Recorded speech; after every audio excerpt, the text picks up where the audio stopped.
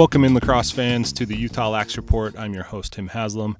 In this episode, we talk to PJ Martin, who is the director of True Utah, which is part of the True Lacrosse system that is a nationwide system. I'd never talked to PJ before. We'd never met in person, but super great guy. I was very excited for this episode. I think you'll learn a lot about True and the things that they teach and promote, and hope you enjoy the show. Here's Coach Martin.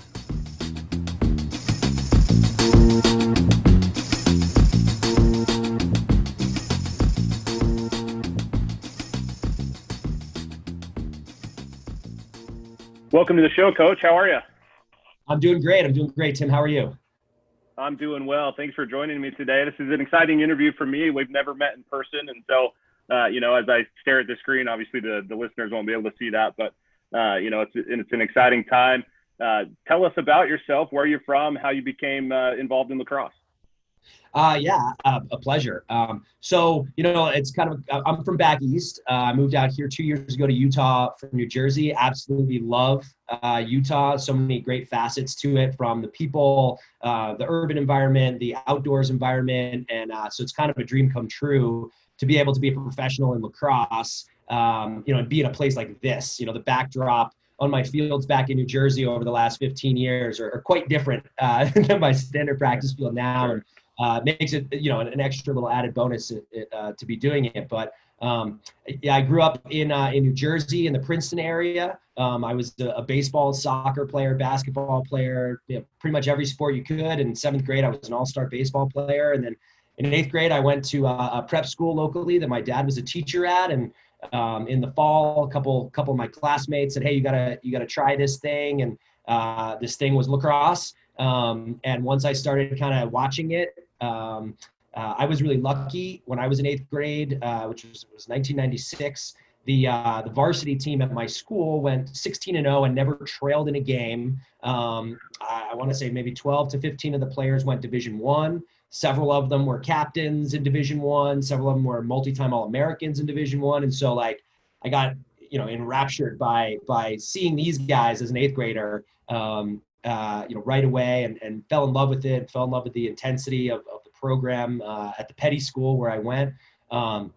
It was also a really great time because Princeton, under Coach Tierney, who's now at Denver, was really going off. They had 3 championships in short time in the late 90s when I was a junior and senior in high school. And so that, in tandem with my high school coach, was a guy by the name of Bob Turco, who back on the East Coast, a lot of people are familiar with that name because he helped grow lacrosse in the tri-state area from the beginnings, and ran a club called Tri-State Lacrosse. And so I hit the ground running in 8th grade, being able to participate in Tri-State Lacrosse and all the camps and the first steps of club lacrosse when it was just coming together.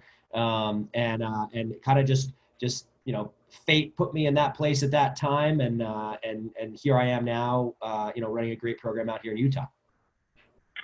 And tell us about your college experience. When we talked beforehand, you mentioned you played Division III lacrosse. Where'd you play? How did that go for you? Absolutely. So I was lucky. My high school team, 20 of 22 players all went Division I. It was something I looked at with Rutgers, Delaware, a couple of those schools. I wasn't the biggest guy, and that time a lot of schools were looking for your 6-footers to play defense. That's my position, defense and LSM. And so I settled on a Division III school, Drew University, which is in North Jersey. It's a smaller school, and it was a really great college experience that I had there. I was able to slide in as a freshman and get a lot of time. I was a 2-time captain there, and just really blessed to have the leadership experience I got there. My high school team, we were in and out of the top 10 in the nation, and so coming from that to Drew was, there's some competitive differences overall, and I think that allowed me as sort of a future coach to really step in and gain a lot of great experience there. And again, the education, I was right near New York City, being at Drew, which is in Morris County in New Jersey, which is also a hotbed for lacrosse. Just made for an awesome college experience. And I was lucky to do that and have a great collegiate lacrosse experience as well. Sure. And so when the opportunity came to you to come and run the True program in Utah. What did you first think? You know, had you been to Utah before? What were some of the thoughts going through your head? So it's kind of funny. I was a coach at Colorado College for a little bit back in 2007, 2008. The funny story is I graduated with, I finished my master's degree in education and was lining up for all these, really great teaching jobs in New Jersey. And I went to the Glastonbury lacrosse tournament in Connecticut and ran into another Drew alumni that was the head coach at CC, the Tigers in Colorado Springs. And he said, "Hey, I need an assistant coach. It's a couple $1,000 and it's really beautiful." And I was like, "Okay, let's do that instead of jumping into my career as a teacher." And that was my first taste of like lacrosse kind of on the West Coast. And ended up moving back to New Jersey actually to go teach at the Petty School with Tri-State. Was a director there for a long time. And then in the summer of 2018, my family, my wife and my now 5-year-old, just kind of looking for a change, really wanted to raise him in a place that was a bit different. And I was looking at Colorado because I was familiar with it, connected with a friend of mine, the former director of True Utah, Mason Pogue, because we played together for a men's box lacrosse team that I run called the Laser Sharks. We actually played out in Las Vegas and won a championship out there. Great experience. And I contacted Mason and said, "Hey, True Colorado, what's the story behind it?" And he said, "Well, you should come check out True Utah." And he brought me and my family out in August of 2018. It was the first time we came to Utah. They put us up for a week. We stayed at the DoubleTree downtown in Salt Lake, and that was the end of the story. We got out here, we saw the mountains, went up to Silver Lake in Cottonwood Canyon, and that was all she wrote. And actually, also the thing that really inspired us to just make this move right away once the opportunity fully was presented to me. Was the quality of lacrosse that Mason had really started with his program. I helped coach a couple practices during that week, and I was just super impressed. I was not expecting boys from Utah to have the stick skills, and facets of IQ.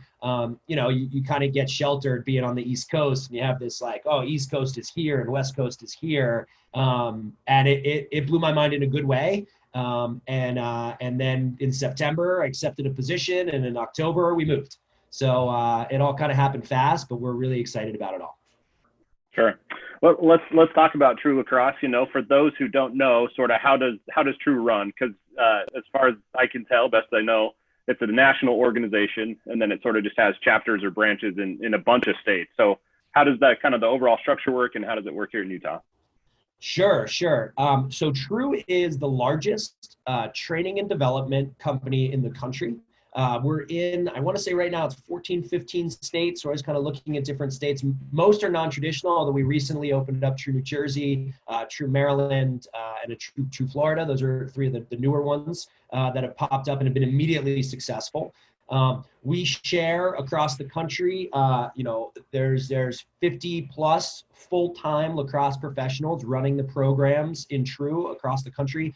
Prior to the pandemic situation, we would 2 to 4 times a year, we would all get together back in our home office in Illinois where True was started. And we'd all come together and work through, and share. It's a great peer pool for kind of growing our own knowledge and kind of getting some facets that are really successful in training lacrosse players and helping them get recruited, kind of getting us all on the same page and sharing that information. I think that's one facet that really makes True special. But like I said, we've got close to 5,000 players inside of True Lacrosse across the country. And there's kind of a pyramid structure to it in that we have players that will just train with True. So here in Utah, we have players that play for a variety of different clubs, but they also come to us for additional training because we train more than anyone else does. We're training and development company first.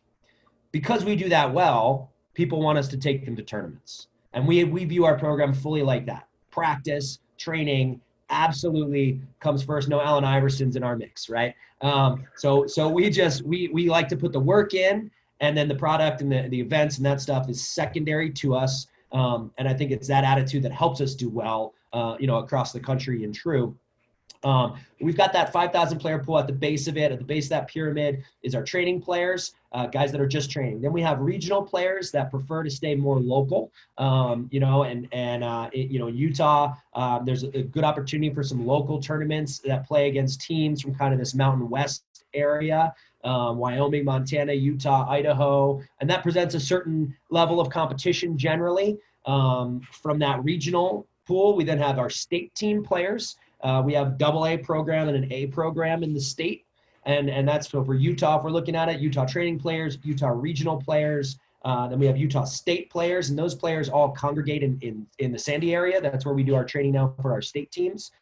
At the regional level, we have a Cache Valley base. We have a Utah County base. We're working on Park City, the southwest area, kind of out by where Bingham High School, Mountain Ridge, Harriman, Westlake, all those guys are down there. The central area in partnering with the Utah Hoppers. So that regional programs are growing rapidly right now, but our state meets in Sandy, all kind of the top players that make that come together in Sandy. Our A teams compete on the West Coast for the most part. When we can, head to Colorado, Colorado, California, which is now all pretty much Arizona. All the tournaments are moved there. Right. It was nice in September when there was a bunch being moved to Utah. Right. That was a nice bonus. We got a lot of extra action in them. And then over to our state AA program, we're traveling back east this weekend. We play a host of top 10 clubs in a few events in Maryland and in Delaware, Northern Maryland, Delaware. And then on top of the state programs is where you start to see the national program in True. And so the national program actually has 2 tiers as well. For us out here, we have the National Mountain West program, which is new and growing, and that's for our players in Colorado, Utah, Idaho, and also there's the ability for players that are not from True to try out for that and participate. And then and there's also National Midwest, and there's also National Atlantic. And so you have the East Coast pocket of top tier guys, you have the Midwest, you have the Mountain West. And then on top of that, way at the top of the pyramid, you have the national program itself, which typically operates on the black and green. It's kind of the differentiator, where the top players of all of the top national programs, that's where they come together and they get 1 or 2 events typically throughout the course of the year. And that's the most premier opportunity inside of True if you're able to kind of climb that ladder all the way up. Sure. And then also you guys are the only club that's really doing box lacrosse. And so how does that form into your training programs? And then sort of, I'm assuming it follows sort of the same structure as regional, state, national, all that stuff. Well, box is a little bit different because, Okay. if you look at lacrosse, compared to a baseball, a basketball, a football, right? We have a small portion of the volume of bodies playing the sport still. So if you were to look at the volume of people playing baseball compared to the volume of people playing field lacrosse, it's probably even a wider gap between field lacrosse and box lacrosse, right? Sure. So there's so few people playing box lacrosse. Generally, in most areas, the guys that are diving into box lacrosse are guys that are really passionate about lacrosse. So we don't have a tiered system to that. There's typically one team. There could possibly be a second team in an age group. So box lacrosse is a lot more like hockey, where you can actually, in Canada, you play with the tykes when you're 3 to 5 years old. You play with the novice when you're like 5 to 7. Pee-wees are 8, 9, 10. And then you have bantam and midget, and then you got your high school groups. And so we currently go pee-wee through high school. We have 3 high school teams. They're kind of they break down a little bit by skill, but mostly by age. Box lacrosse, as you know, but many people don't, is significantly more physical. It's significantly faster. It's in a hockey rink scenario. Obviously, no ice, but a lot more like hockey with the physicality. You can have your hands extended at the top and the bottom of the stick, and it's called a place and push officially. But people like to say, "Oh, you can cross check in box lacrosse." There's a difference. Sure. You can actually cross check, but there's a form of it that you can use, and in good games between 2 teams, probably looks a little more like a cross check to most that are used to field lacrosse. But the key for us with box lacrosse is it is in the average field lacrosse practice, you get 400 maybe touches, they say, right? So the times you touch the ball, whether it's picking up a ground ball or, getting it in a live scrimmage drill, the amount of times you touch it, about 400. In a box practice, it's 1,000 to 1,200 because you're confined. The drill work is faster, it's tighter spaces, and just those additional touches, they rapidly improve skill growth. So as a skill incubator, as an IQ incubator, when you got a guy who can cross-check you and you're really close to him all the time and you got boards behind you so you can't run away, you tend to get smarter and quicker and craftier in what you do if you want to be successful. And so, it's our mindset that our box lacrosse program, the Utah Sting, I'm representing today, Utah Sting, we like to think it's kind of the most elite level lacrosse experience available right now in Utah. We do travel out of state. We play excellent box lacrosse teams, and we usually fare pretty well because we coach the game in very much Canadian or native style. That brings a lot. A lot of our players that are in box lacrosse and field lacrosse, are among when you see after this season, knock on wood, that all-state list, all-American list. It's our expectation that a good amount of guys in our box lacrosse program are going to be on that list, and that's part of the secret behind it. Sure. And you have coaches who I feel like box lacrosse is, it's always been popular in certain areas of the country and obviously certainly in Canada. But it sort of hit the West Coast when you had, sort of the guys in Colorado, like Denver, kind of getting behind it, saying like, hey, this is why we won our championship, because our guys are playing box lacrosse, right? And so we saw this surge of box lacrosse, and I don't pay enough attention as I should, but it feels like it's sort of leveled out. And so I guess the question is how do we keep it raising? How do we keep it growing? How do we keep it going? Yeah, absolutely. I mean, it's our agenda to try to expose more guys to box lacrosse in that, one of the things in Utah is a lack of facilities. There's not very many around.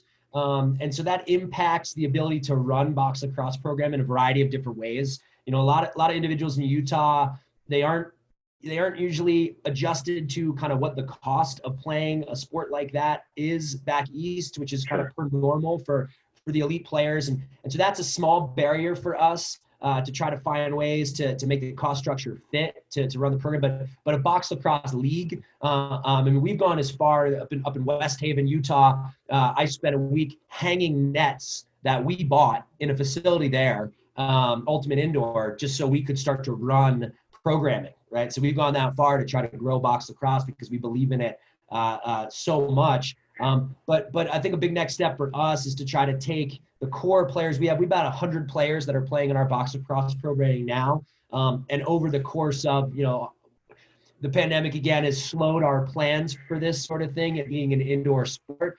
The hopes that we can, create a, Saturday morning box league, and we've got, 300, 400 kids from Utah participating. And the way that would work best off the bat is for us to be running like 15-minute instructional clinics at the beginning of it. Because the truth of the matter is very few, I would say, there could be less than 10, 15 people in the state of Utah that have played in a real box lacrosse game north of the border on the Onondaga Reservation, right? And a lot of people have played box lacrosse 6-on-6 with stand-up goals and a stand-up goalie, but that is not the same thing, and it does not have the same impact on. It does help grow skill because the ball doesn't go out of bounds and you get more touches, but it's a whole different ball game. It's kind of like, you're learning. You're going from a 2D world, two-dimensional world, and that hybrid lacrosse game is still that vertical two-dimensional world. But when you play box lacrosse, it's actually attacking a lot more east-west. The goalies are wide. You have to score out and around, and you're literally taking it from a two-dimensional game and turning into a three-dimensional game. And that just opens the brain to so many more possibilities, which is why you see the emphasis of box in the collegiate landscape. And those guys from US Boxla, Shaden Santos and Matt Brown from Denver, those guys have been critical in the growth of, they are the reason it's grown on the West Coast of the United States and even more so throughout the country. And kudos to those guys for what they've done. I'm actually the US Boxla Utah State Director outside of being, the director of True Utah. And it's been excellent to continue to work with those guys and help grow the game of box lacrosse. Next step for us is also girls box lacrosse. We're eager to get that going and really expand that opportunity for girls inside the state. So a lot of different ways we can grow it. That brings up two questions to me. One is when the PLL came here last summer, people were like, "Oh, this is the first professional game in Utah." It was the first professional games in Utah that counted. There was actually an NLL scrimmage here in 2006 or 7. It was a team from Arizona, which is, I believe, is now defunct. Yeah. The state, yeah, and we did that on purpose, but we right. And so, yeah, they scrimmaged at the Maverick Center, 13, 14 years ago. So, and I was there. It was awesome. People loved it. It was great. So, well, I'm gonna with that knowledge, I'm gonna have to try to bring them back. So we'll see what we can do. We would love to host a preseason exhibition between some NLL teams. I think that'd be really popular. I think people would definitely come out to that. My second question: does True run a girls program here in Utah?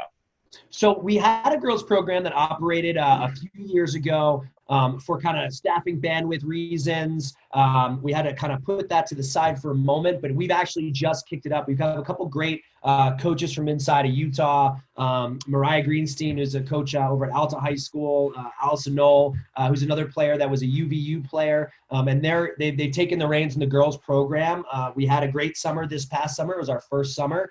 We had 3 teams, AA, A, and a middle school team. They all did really well in the local events, and we're excited for them to take the next step. We're going to have a bunch of clinics offered for girls, actually in the Pleasant Grove area. We have an indoor space that we share down there. And so there'll be a bunch of clinics on Mondays and Tuesdays in January and February, with a tryout again in the spring to recraft our teams for our summer season. And we're aiming again to have those 3 sort of AA older group, A kind of developmental group or younger group, and then the middle school program. And then again, it's just been something for us where we're eager once that has really solidified itself from year to year to then jump right into doing girls box lacrosse. So. Sure. And talk about just, you had reached out to me and told me that you guys are going to put on an event on June 8th and 9th and next summer called the Mountain West Showcase. So tell me about the genesis of that. Tell me the idea behind it, and ultimately how kids can get signed up. Well, I mean, when we got out here, obviously the first narrative is that you have to go back east if you want exposure in recruiting.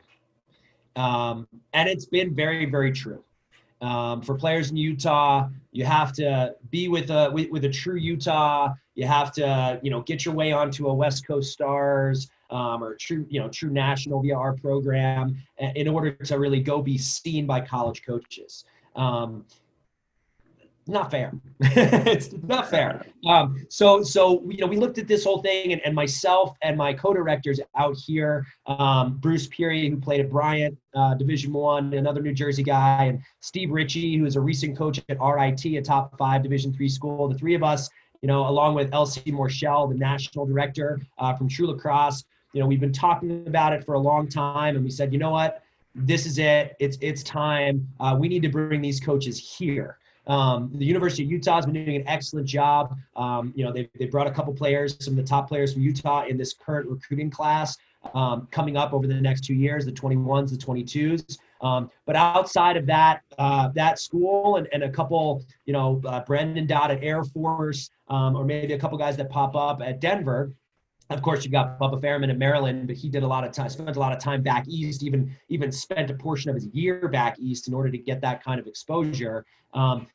We just felt it was time to bring these guys out here. And so we put together this showcase. It's going to be led by some of the top programs in Division I, Division II, Division III. And the idea is it's going to be an intimate environment. These coaches will be leading it.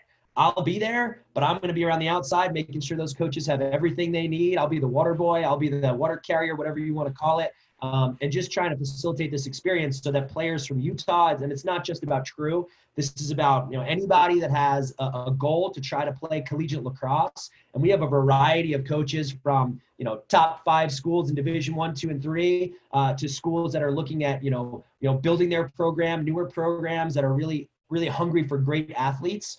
And so, this is something for players in Idaho, Nevada, Arizona, Utah, even out in Kansas and kind of all the surrounding areas. And we do hope to have some representation from Colorado, California, the Pacific Northwest. But our main focus, obviously, is the namesake, this Mountain West area, and providing these guys this excellent opportunity. And some of the schools that we've got coming out, Denver, Matt Brown, we mentioned before with US Boxa, but Denver's coming, Air Force, University of Utah.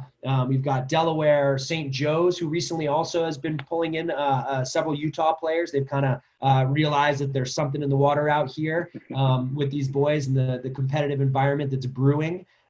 We've got great D2 programs, Colorado Mesa, local, Wingate from North Carolina, Belmont Abbey is a program that's coming out as well, along with a host of D3 schools. Steve Ritchie has brought a bunch of great upstate powerhouses from the Liberty League, RIT Nazareth, my alma mater, and a couple other programs that are run by Drew alums, Rhodes College, Kenyon, and Drew, as I said, and even a few JUCOs will be coming out, NJCAA junior colleges. That's a really interesting avenue too. We could go on at a later date, but this idea that players that kind of need a little more time to develop can go to a junior college, get pretty close to even a Division I lacrosse experience at a junior college, maybe take care of some academic pieces. And then with those JUCOs, they often have like tuition reimbursement programs where, you can go from there and develop. And Division II schools, Division I schools often will take players from JUCO after that second year, and they move right over, and they've got 40% off their tuition at a local university because they went to the JUCO first. We have a great player from the Fremont program named Merrick Mosner, who's out in Mercer County, which is where I grew up, back in New Jersey, doing a great job and starting to draw a lot of attention from some different NCAA schools. And we're excited to see some more guys, go down that road, but also, get these exposure opportunities. They'll be working with these coaches on the field. The format of it is some positional instruction at the start, then moving into divided up teams for some team practices. So each team will have 2 to 3 collegiate coaches that are working with them for the rest of that experience. And it's going to be a long day on the 8th. It's positional in the morning. You show up at 9, you're doing positional till 11:30. Team practices until about 12:30. Break for lunch, come back around 1:32. Game play, your revolving game play. So these coaches get to see you play live as well as coach against you, which also gives a lot of insight to what a player is capable of. Then we'll do sort of an all-star selection game that evening. And then we come back the next day for some bracket play. And also this event, we kind of divide it in half. There's going to be a 2022 and 2023 segment. And these are all occurring at the same time. There's also going to be a 2024 and a 2025. So we've got those rising seniors, rising juniors, and then those rising sophomores, rising freshmen, all hopefully to have a great opportunity to get on the radar. Cool. And again, that's June 8th and 9th. That'll be at the Regional Athletic Complex. People go to sign up on the True Lacrosse website, right? Correct. That's ut.truelacrosse.com/MTN West Showcase. And you can sign up there. Like you said, it's for the grad years 2022, 2023s, and then 24s and 25s. So an awesome opportunity to stay local, not have to spend a ton of money to go back east and get these college lacrosse coaches looking at you. I'm assuming that as the months go on, that more and more coaches will come on board and be coming out. Is that right? Yeah, absolutely. I mean, the great thing is we just, this past Tuesday, we just put out our first 2 schools. Like we're kind of, doing that slow drip announcement, although you can go to the website and you can see all the schools currently registered for it. But using that strategy on social media and just by sharing a couple, we had 4 schools since Tuesday contact us to ask us if they can sign up. I think one of the good things that gives some context to this is right now the messaging that we're getting, and so our first for True Utah, our 2022s were really the first class we've had since like the start of True. They've been through it for the entirety of the program. We've already had 3 2022s commit to Division I programs: University of Utah, Mason Quick, Chris Caldwell to the University of Denver, and Blaze DeGracie, who's now signed with Air Force Academy. Very proud of those guys. But the reason that 3 guys from Utah have so quickly been picked up by these sorts of schools is this idea that college coaches right now are turning their eyes hard to these non-traditional areas to find that Bubba Fairman, right, or that guy that maybe in their youth program they haven't, they've been coached by dads who have stepped up to the call and haven't played lacrosse, learned a bunch maybe on YouTube, or they coached other sports so they can cross over some of their experience. But the nuances of lacrosse, it's not like in Long Island where your grandpa played lacrosse and your sister and your dad and they're all helping you in the backyard. So you grow up with all this IQ and knowledge. Generally, that's not the case with guys from Utah and Georgia and Idaho and some of these other spots. And so college coaches are really realizing this because more and more of these non-traditional areas have gone back east. And pound for pound, we might not be winning all the big games against your teams from Maryland and Long Island, from kind of the heart of the MIAA, schools of Maryland, the Boys Latins, the McDonoughs, the Georgetown Preps, these guys. But individual per individual, guys are competing very, very well. And so collegiate coaches are recognizing, hey, there's these guys that are raw and I can take them. And right now they're competing with guys that, have all this IQ and the non-traditional guys don't. I can take these guys that are competing, these awesome athletes, and I can bring them into my program with my staff and we can teach them everything they need to know. And their ceiling for growth is so much higher once they get to college. So they're already competing pound for pound back east. And then I can take them into my program and then their ceiling will accelerate. And so it's an exciting thing for us. And I think you're going to continue to see a trend, right? And it's really starting right now. So the 23s, the 24s, the 25s, these guys are going to get in this cycle where coaches are really looking this way. And I also think that that's a big reason why, in the first couple of days, we called coaches to come and attend the Mountain West Showcase and be our core staff. We were batting 1,000. Not one person turned us down. Everybody said, yeah. And I mean, it helps because they want to come out and be in Utah for a few days, which is a nice bonus. But it's just an exciting time to have this event and for players in and around this region, to find the places where they can get some exposure because coaches are looking for them right now. Sure. PJ, I want to thank you for your time today on coming on the podcast. One last question for you. What's been your favorite lacrosse memory? Oh boy, there's a lot of great memories. I would say it's kind of a twofold thing, and I'm going to take it back to the old days in high school. My junior year, we made it to the championship game. The week preceding the championship game, it was 97 degrees, and it was supposed to be like 105, humid New Jersey, crazy heat. So our coach threw us in sweats for the week. And we practiced hard to get our bodies acclimated, may or may not have limited hydration at certain points. And then halfway through the week, we took our sweatshirts off, and it was a big breath. And then towards the end of the week, we took the sweatpants off, and next thing you know, it was game time. We outshot our opponent 55-25, and we lost 5-4. And it was a total heartbreaker. And why that's a great memory for me is it taught myself and my friends and the team a lot. We came back that next year. We opened the season with a huge victory over that same team, probably the worst they've been beaten in 20 years or more. And then just stormed our way on to a great championship victory again over that same team, beating them twice in one season. And it was just, I can see the one photo in my mind so clear, and it brings me a ton of joy just to think about sort of that rebound from the immense heartbreak from what we all put into it to lose that game under those conditions, and then to come back that following year. And that's something that my entire, I think, perspective on lacrosse circles around, the fact that this game, it's an absolute roller coaster, and it's about being able to ride the roller coaster, right, and keep it together and believe in yourself. And I think that can-do attitude, no matter what sort of knocks you down, is pivotal to our philosophy and how we work with our players. And it's just an awesome memory. I could rattle off a bunch. Lacrosse has brought me so much joy, but we'll leave it at that one for now. Well, thank you very much again. And again, if you're interested in True Lacrosse and what they're doing, it's ut.truelacrosse.com. Thanks again, PJ, and best of luck moving forward. Absolutely, Tim. Thank you so much for having me on. It's a pleasure, and I look forward to having a chance to work with you again in the future.